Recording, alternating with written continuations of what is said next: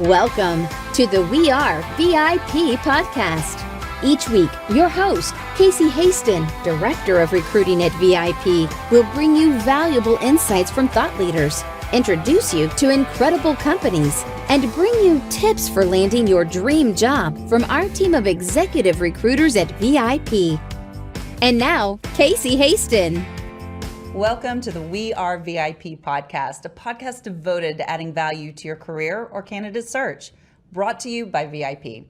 I'm your host, Casey Hasten. I'm an executive recruiter, director of recruiting with VIP, and I am your all-around hiring guru. So if you need a job or you need talent, you need to call me. But today, I love to bring you exciting guests, and I once again, I'm bringing it to you. So I'd like to welcome Craig Duswalt, founder of Rock Your Life, podcaster, keynote speaker, and author. Now, Craig used to tour with Guns N' Roses. Some of you may not be old enough to remember that, but I do, back in the day. And now he teaches people how to deliver their message like a rock star. He speaks to corporations and at numerous conferences, associations, and networking groups, teaching what it takes to become known as an expert and an influencer amongst clients and potential customers. He's going to share with you today how to use his methodology to ace the interview and stand out once you get the job, and even how to navigate salary negotiation. We're going to pack a lot in 30 minutes. Craig. Hi, Casey. 30 minutes. My first answer alone is 29 minutes. I'm kidding. We may have to do 2 shows. I don't know. Joking. I think it's so cool because right before the show, we were talking about some people and some connections and how we got connected. And come to find out, you were good friends with Hal Elrod. Yeah, I found out you're a Hal Elrod groupie. I am such a fangirl. Such a fangirl. Yeah, I knew Hal when he started in the business. Him and I were in the same mastermind together. Literally, when I started, he started, and we were in the same mastermind for 2 or 3 years. Wow. Yeah. That good is guy. He's such a great guy. Yeah. Did you see on the intro I the saw t-shirt? him on the intro. But did you see the t-shirt? Oh, I didn't see did it say Morning Miracle? It says Savers. Oh, okay. I wore that. He was so funny when he came on. He goes, huh. I was like, how did you, what the? Yeah. Well, I watched his. You don't have my Rock Your Life shirt on. You didn't give me one. I should have given her one. You should have given me one. It was black. I would have totally wore it today. I know. You would have. Shoot. I'll be right back. No. We don't have time for that. All so right. I think that's really cool. But how did we get connected? Success North Dallas, I think, right? So we're all great connections. It's that Bill Wallace thing. Yes. Who's that guy? Who's that guy? Bill Wallace. Yeah, I know him. No, yeah, I moved to Texas. I connected with Jeff Crilly.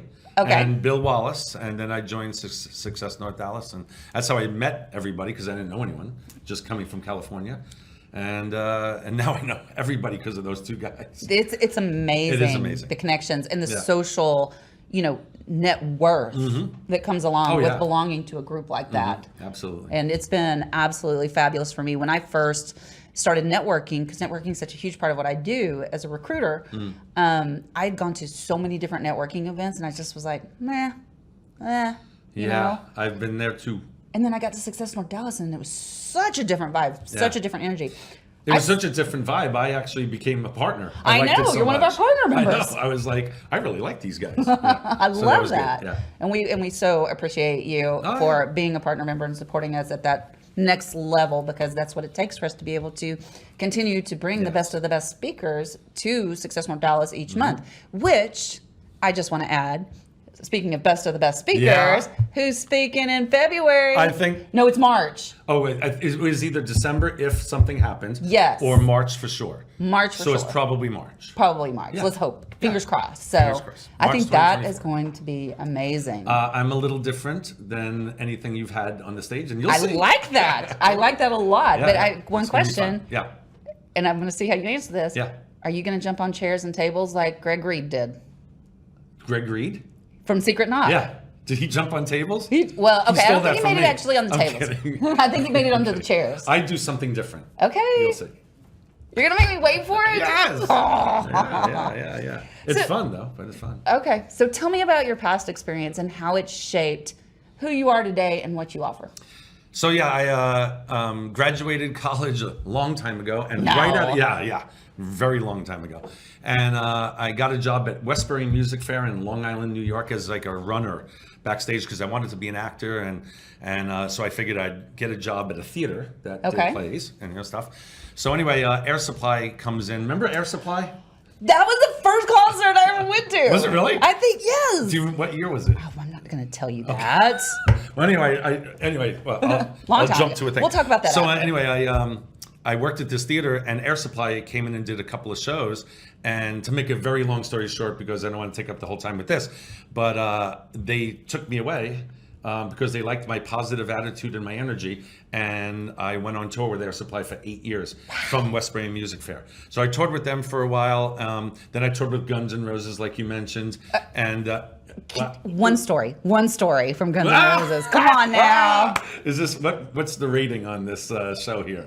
PG 13 and a half. No, I don't have any. I don't have any of those. I'll try to think of Okay, go on. I'm sorry, I interrupted. No, that's okay. So I toured with Guns N' Roses for 4 years, and then I just decided I don't want to be on the road anymore. I wanted to get married, settle down, have kids, and if you do that on the road, it never works out. So I quit all that, got out of the music industry, and a lot of things happened. One of them, my wife was diagnosed with cancer. Oh my gosh. And she had Hodgkin's lymphoma, but she's totally healed. Knock on wood. She's 17 years good now.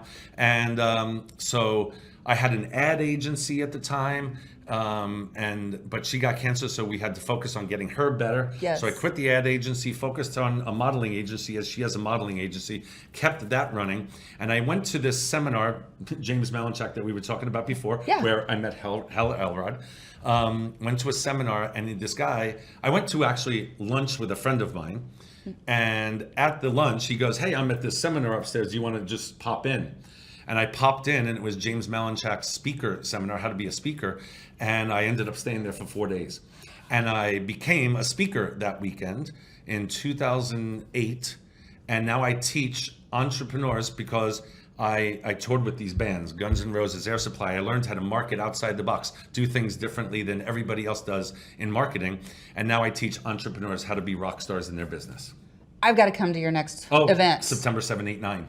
High five. Okay, I'm there. I'll give you a free ticket. I love you. I love you. Yeah, because my partner and I just launched a new business. Oh, great. So we can talk about that offline because this is about about you. So I want to talk about... It's always about me. That's what my wife says. It's always about you? No, That's what everybody says around me too. Anyway. But let's talk about your Rockstar program because, it really does enable people to find their inner voices and their inner rock star to realize that success. So how do you go about doing this? What makes your program different from every other speaker program out there? Well, my speaker program is just one piece of my program. My mastermind, I have about 150 people in my mastermind that year after year they renew, which is amazing. I have a really good community. And we focus on Zoom calls every Monday with everybody. And then I do live events. But my live events are like, one event is how to become a successful speaker. One is the one in September is how to write a book and become a Rockstar author.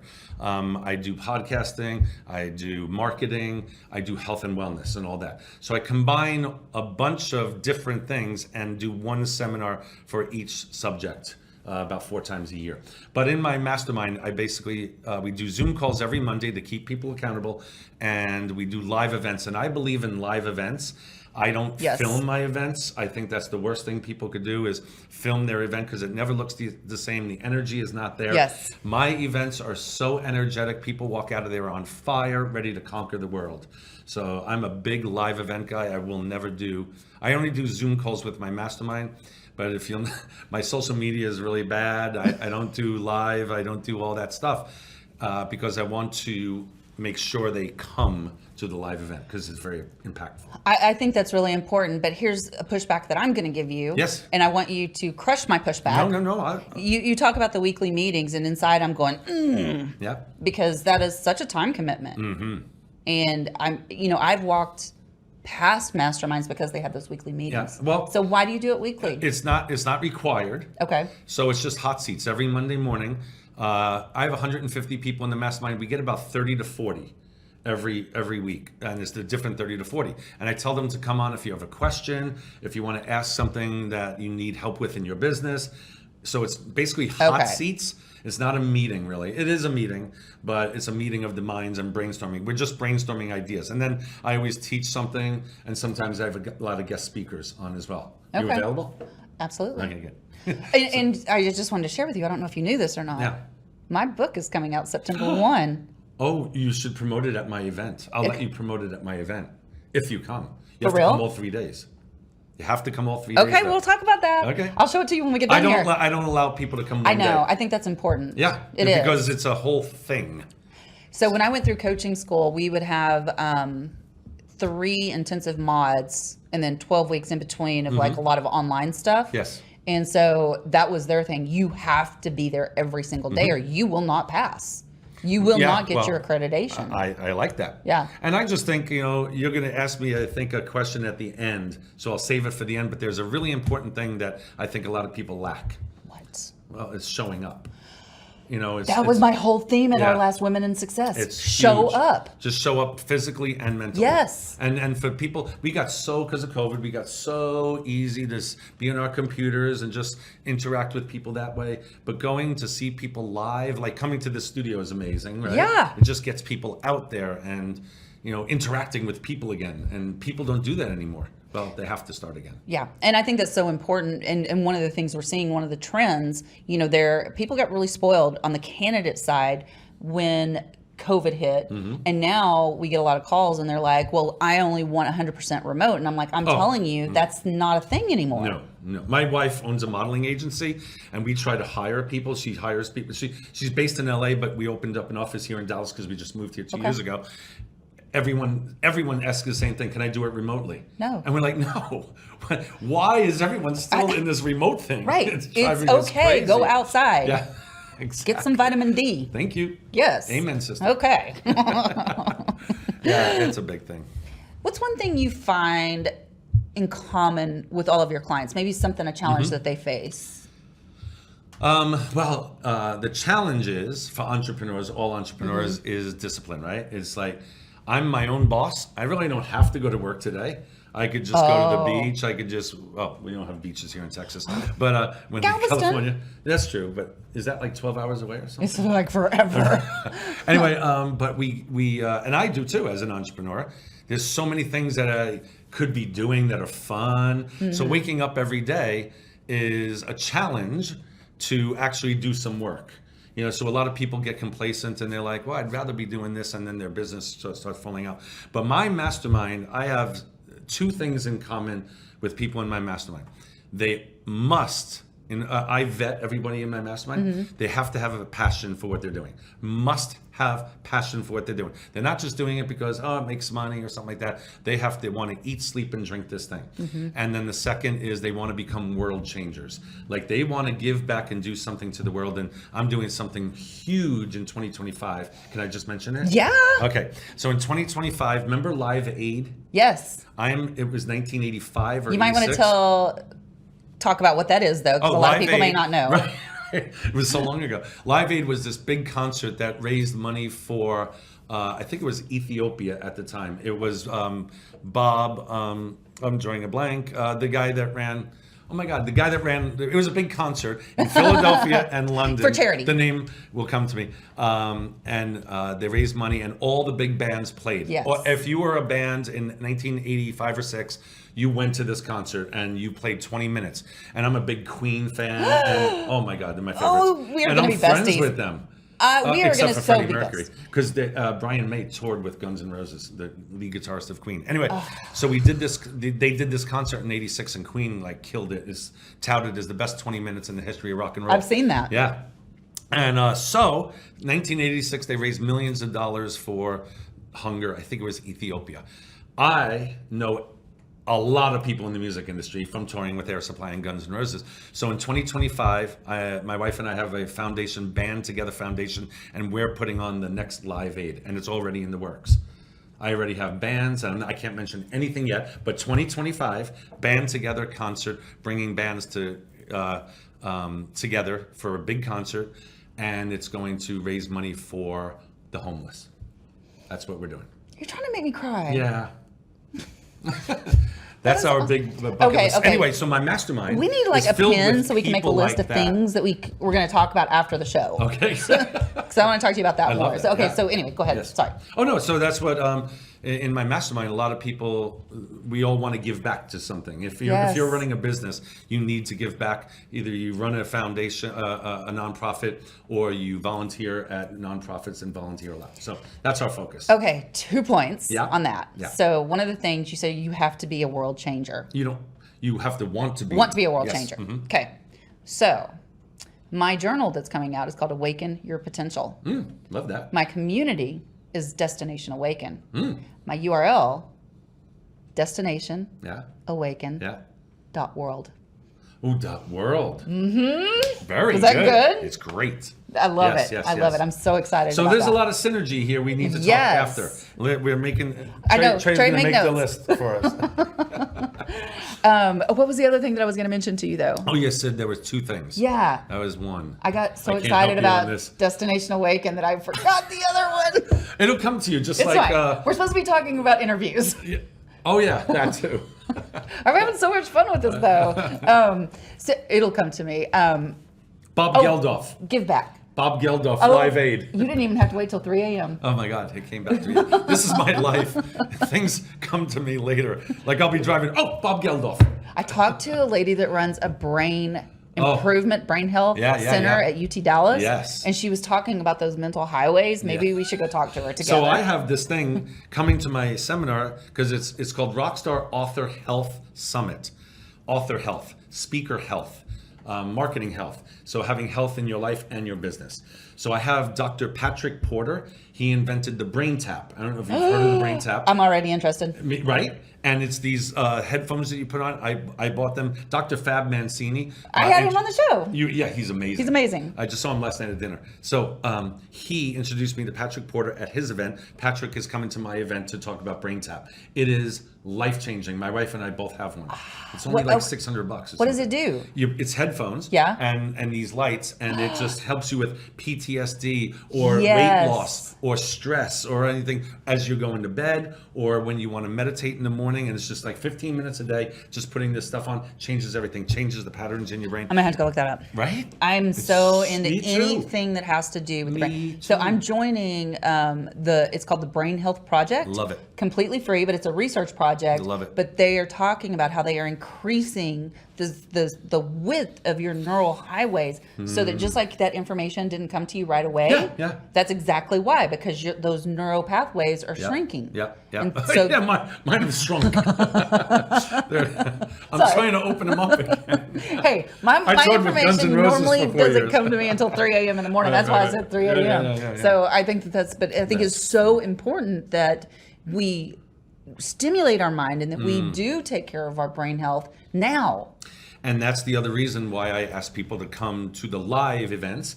You need to get out. You need to interact with people. Like you said, the vitamin D, just go outside Yes. once in a while. But so many people are stuck in their houses because they got so used to it for 2.5 years. They got comfortable. And yeah, I love sitting in my pajamas. You know, I do right too, now, I not have gonna lie. pajamas on underneath here. I don't have shoes on. This is how I roll. And but it's just it's very comfortable. But that's dangerous, man. That is. It is dangerous. It is. You know, I'm glad you said that because I was thinking about that the other day because I've noticed like when I work a couple of days from home, I only put on a decent shirt. Yeah. A Zoom suit. Yeah, because of the Zoom. Yeah, Zoom suit. Oh, Zoom suit. That's what it's called, a Zoom suit. I like But when I go to the office, I've also noticed that my quality, like, I mean, when you see me at Success North Dallas, that's the most dressed up I am all month. Yeah, me too. And that's sad This is the most dressed up I am, because I used except to be for my seminars. Yeah, but I used to be, you know, like full business, Me you know, too. casual Well, every single day. When I was with Guns N' Roses, not so much. We wore shorts, t-shirts, We and would be Doc happy if you Martens. kept your clothes on, right? Oh, there's one of the stories that I can't tell. I did it. I'm sorry. All right, I will tell one story. It's kind Okay. of funny. It's not really X-rated, but it might seem it, but it's not. Okay. All right. It happened to me, so I could share Okay. this. We used to play pranks on each other with Guns N' Roses, and one day when we were on tour, we always had a floor. We always had our own floor at a hotel, and we had high security. So I was always next door to Axel because I worked with Axel. And one day I'm in my towel, Oh, no. And I know. And I go to Axel's room to pick something up, and I was going to go back. Well, this Slash's security guard rips my towel off in the hallway, runs back into his room, and we all have walkie-talkies where we say, I heard on the walkie-talkies, "Hey, Duswalt's in the hallway naked. Everyone lock your doors. Don't let him in." So imagine the conundrum here. I am naked in a hallway in a hotel, and there's no way out now. So to make a very long story short, I had to figure out how to get the key to my room. So I went to the lobby of the floor. That was like the 9th floor little lobby thing where the elevators are, and there was a rose, like a dozen roses there, and I thought maybe I could hide that, but they had thorns and didn't want to go there. So what I did was I prayed to God. I said, "God, please help me out." So I hit the down elevator button, praying that nobody was on that elevator.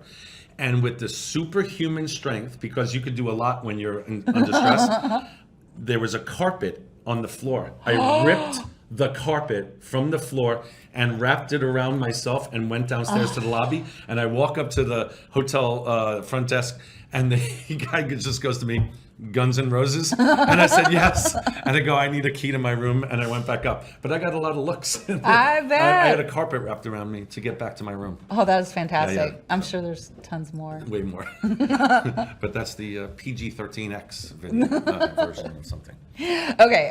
All right, So let's we talk went off on a about magic tangent. it was wonderful. Yeah. So how would someone use your approach to ace an interview? Because that's what we're doing. We're helping people get jobs. Yeah. Well, my thing is probably going to be a little different than everybody else's I answer. hope so. Yeah. The interview, if you are a rock star in your industry and you do the things that I teach in my seminars, when you go to the interview, it would be a formality because they already know that you're the rock star in your industry before you even get there. Okay. So it's podcasting, it's writing a book about whatever you do. And you're going to say, well, what about kids that just graduate, college? Yeah, I teach to 11th graders. I have this thing at Pepperdine University that I do, and I teach these kids how to write a book before they even go to college. So if you have a book, if you have a podcast, a live podcast that you're doing, and you are out there on social media the right way and portraying whatever you want to be in life, when you go to the interview, I would send my book and a link to my podcast before I even got to the interview, and then they would know a little bit more about me before we even had the interview. But I have the only thing I would say for an interview is just be yourself and don't try to be someone else. Just be yourself, and if you fit their thing, then that's good. And if you don't fit and you try to be what they want, then you're not going to be happy in the job anyway. Amen. Yeah. Right? I say the same thing. I'm like, you need to be your authentic self. That's right. And if they don't like you, it's not your job. That's right. You have to. Then you're just going to be okay. unhappy later anyway. Exactly. And why do that to yourself? Because Yeah. I really want people to be aligned in their careers. I don't know if you know this about me, but I was misaligned in my career for the first 20 years of my Oh, really? life. Yeah. Craig. Yeah. I was an accountant. Oh.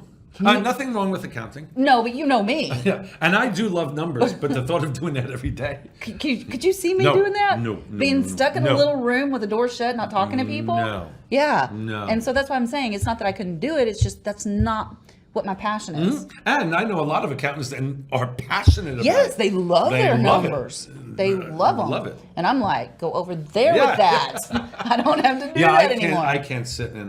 Just sitting here is like my hands. I know, over. I wanna- Just right. I I can't have sit. been trying to get them to let me stand to do this podcast Oh, really? for 4 years. I do mine in the Oprah one, so I can move around a little bit. Do you stand and walk around? See? Yeah. But you That's have where to- the energy comes see, from. that's where this one's a little hard. But I love this because I only have to do this for 30 minutes. I know, right? It's not But it's so a bad. great room, though. This is It's amazing. this is I think my 4th studio. So here. I bought you flowers today. You're so sweet. Yeah. Thank you so much. Apparently they've been there every week. Well, And I didn't know they were from you until today. Yeah. That's I awesome. sent those to you years ago. Okay, so let's talk really quickly. Like in an interview, how crucial is it when they say, "Tell me your story," or Oh my to tell gosh. your story? Oh my gosh. What? Oh my. Well, thank you for that lead in. Seriously. Oh, okay. How crucial it is to tell your story. So I have a new program with this guy, James Barber. James Barber played the Phantom in Phantom of the Opera on Broadway for 3 years. Is he here? He was just I met here. him with you. Yes, That's what it was. We did a podcast together. Yes. Because we have a program about your story, creating your story, and we help people write their story, like a 7-8 minute story. We help people write their story, and then they do it for us, standing there, and we direct them. In there, it's like mini little plays. Yeah. Because he's a director and I was a director. So we have a program called Rockstar Power Program where we help people with their story, because it is that important. Story is everything. I learned that from Les Brown, so many people. As a speaker, you friends with Les Brown too? Very dear friends. And yes, I want him on the podcast. I could definitely get him. I love him. I'm hungry. I'm hungry. I am texting him right now. No way. I swear to God. Because You're going to be the third person that's told him he needs to come on my podcast. No. But I can make it happen. Do Casey. it. So because I'm trying to get him in for September, but don't tell anybody yet. Okay. When is this airing? About 4 weeks. Oh. So probably right before September. Oh no, it needs to be faster. Okay, we can do that. Just make it faster. You know people. Yeah. Okay. Yeah, just make it faster. Okay. Anyway, Les Brown, just an amazing storyteller. Yes. And I just believe that in interviews and everything, if you share your story, because everyone else is just going to give the facts and all that stuff. But if you have an impactful story of why you are where you are today, or why you are who you are today, because of something that happened, and turning it into a positive, something negative to turn that is life changing. So we have a whole program designed on it, because it is that important for speakers, authors, entrepreneurs, consultants, everybody. Interviews especially, because you'll be different than everybody else that doesn't have their story. And right. if you can have a beautiful beginning, middle, and end for your story. You know, one of the things I tell my candidates, not necessarily about telling your story, but I do tell them to tell a story, because one of the icebreaker questions is, tell me a little bit about yourself. Yes, yeah. And I'm like, you need to think about this differently. You need to set yourself apart from those other candidates. And I always liken it to a commercial. And I don't know if you remember this commercial or not. You maybe do. It was a Super Bowl commercial about 25 years ago. Oh, Lord. I don't remember it 2 hours ago. But go ahead. Puppy Monkey Baby. No. You don't remember this one? No. Okay, and so it sounds familiar, but I can't picture it. Go ahead. Okay, so what I say is, you need to keep it short and sweet. Yeah. The answer to this. Yeah. But you have a hook. Oh yeah. Because you don't want them changing the channel on you, Yeah. and you want to be dancing around in their head when they're interviewing other candidates. I like that. And so I give the example of the Puppy Monkey Baby that comes in, obviously made an impression on me. Yeah. Because that stupid little creature is still dancing around in my head to this day. Yeah. And so, and then I give them an example of what my hook would be if I was interviewing, and just to kind of firm it up. But the Puppy Monkey Baby, yeah. Puppy on the top, monkey in the middle. I'm going to YouTube that when I get I home. really wouldn't. Oh, no. Because you'd be It's like dancing a in my head. thorn in your brain. Okay, good advice. But you can if you want to. But that's funny. So, all right, let's say, so we've gotten through the interview process. We're hired. Yeah. This isn't the time to slack, though, No, right? no. Okay, No so how do we slacking. continue to be a rock star? Okay, once again, so my son, Ryan, my middle son, just got a job at his old high school, Oaks Christian High School in Los Angeles. So he moved back to LA. I moved here, so it would be less expensive, and everyone's going back to LA, my kids. Oh. Anyway, so he's in a band, but he got a job at his old school, and the advice I gave him is this: show up early, stay late, and go above and beyond while you're there. Even if they don't ask you to do something and there's nothing to do, clean something, do something. And I did this growing up, and that's how I got the job with Air Supply. I mean, I was just doing things that I wasn't even supposed to be doing, just making sure everyone was okay, make sure everyone had everything they needed when they needed it, all that stuff. And it's so amazing to the owner of the company. They see this, they watch for this, because it's so rare now. They don't work there anymore. We've had some employees at Peak Models that only do what their job description says.